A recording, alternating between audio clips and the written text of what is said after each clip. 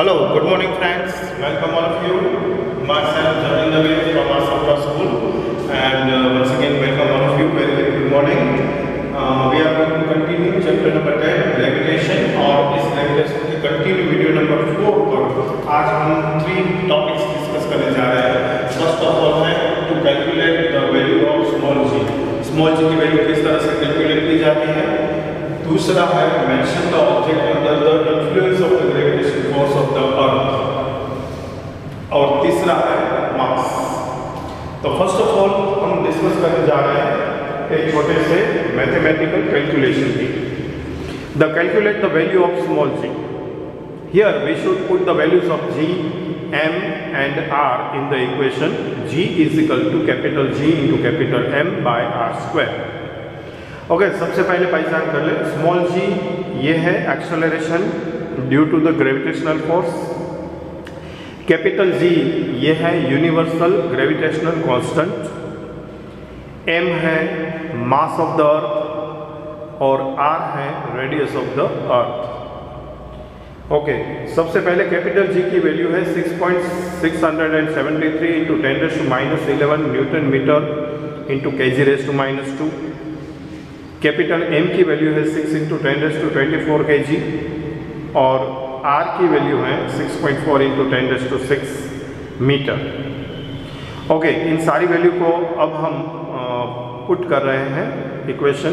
Now putting the all the values of G, M, R in the equation. Small g is equal to capital G into capital M by r square.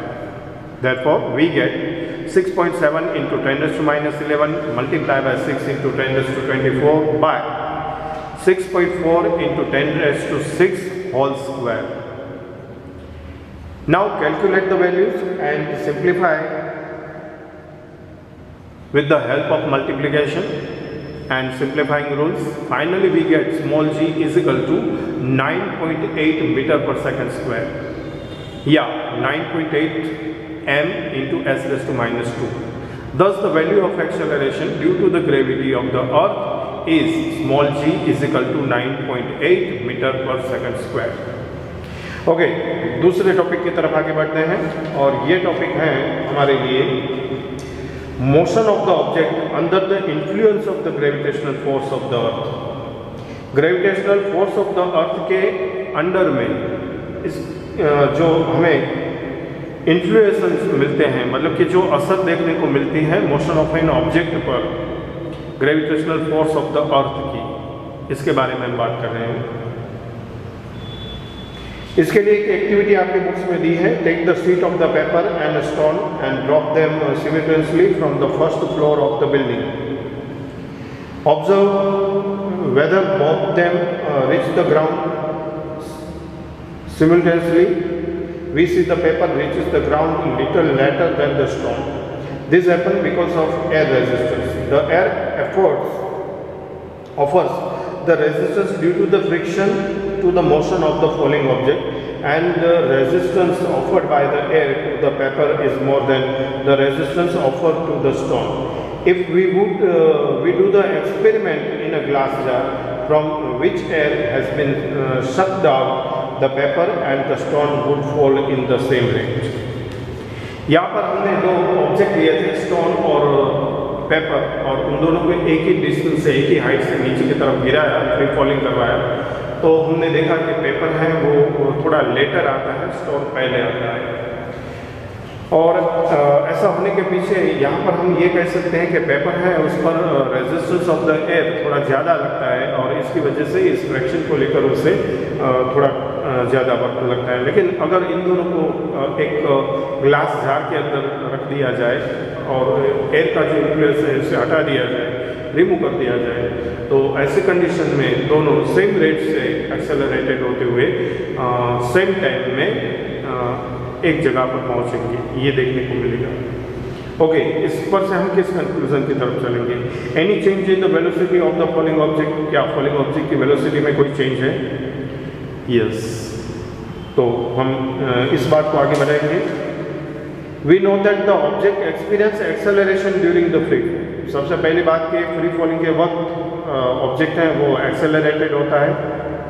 According to the equation small g is equal to capital Gm by r square, this acceleration experienced by an object is independent of their mass. ये जो acceleration है उसके मास से independent है। इसका मतलब ये हुआ कि द ऑल ऑब्जेक्ट होलो और सॉलिड बिग और small should fall eight the same rate.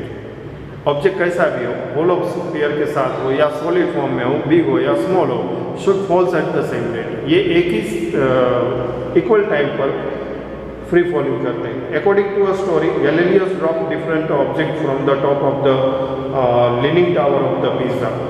Galileo ने इसी तरह का एक्सपेरिमेंट किया था, डिफरेंट ऑब्जेक्ट को लेकर इटली के अंदर जो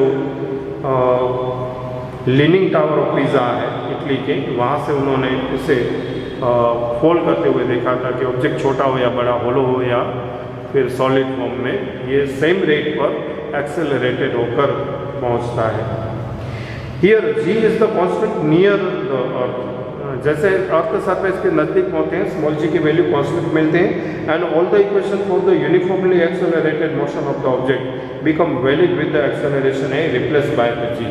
और इसीलिए जो मोशन ऑफ द इक्वेशंस थे हमारे, उस मोशन ऑफ द इक्वेशन में हम ए को रिप्लेस कर सकते हैं स्मॉल जी से, मतलब कि स्मॉल जी जिसे हम कहेंगे acceleration due to the gravity of the earth, इससे हम इसे रिप्लेस कर सकते हैं। और इस तरह से जो इक्वेशन ऑफ द मोशंस हैं, सबसे पहला equation v is equal to U plus A T, दूसरा s is equal to U plus 1/2 a t square, और तीसरा v square is equal to U square plus 2as, उसमें a की जगह पर g को हम सब्सटीट्यूट कर सकते हैं, where v and u are the initial and final velocity and s is the distance covered in a time t.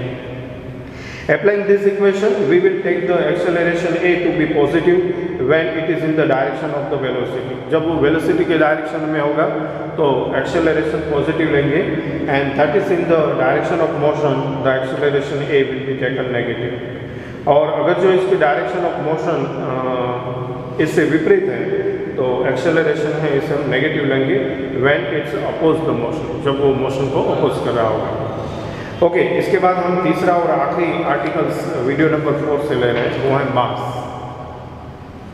जैसा कि हम जानते हैं, हमने पढ़ा है the mass of an object is the measures of its inertia.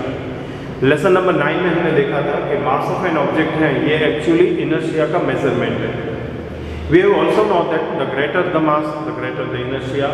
हमने वहाँ पर ये भी देखा कि मास ऑफ एन ऑब्जेक्ट जिसका ज़्यादा होता है इनर्शिया उसका उतना ही ज़्यादा है।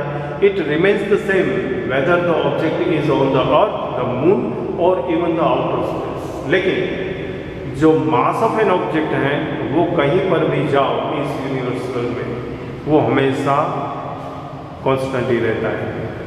मतलब कि आप अर्थ के सरफेस पर इसका मेजरमेंट करो या मून पर जाकर करो या आउटर द स्पेस चले जाओ, मास में कोई डिफरेंस नहीं होगा।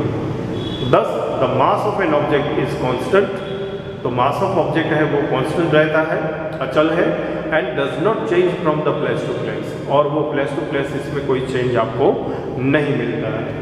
ओके डियर स्टूडेंट्स, इस वीडियो में इतना ही। हमने यहाँ पर 3 छोटे से टॉपिक्स थे जिसको एक साथ इंक्लूड करने की कोशिश की। सबसे पहले हमने calculate the value of the G लिया, ये आपने अच्छी तरह से नोट डाउन कर लिया होगा, ये एक सिंपल सा मैथमेटिकल कैलकुलेशन है। दूसरा हमने आपसे डिस्कस की influence of the gravitation force of the earth on a motion of the object, और तीसरा हमने एक छोटा सा आर्टिकल लिया मास। ओके, नेक्स्ट वीडियो में कंटिन्यू करेंगे, तब तक के लिए आपका धन्यवाद करते हुए thank you very much, bye bye.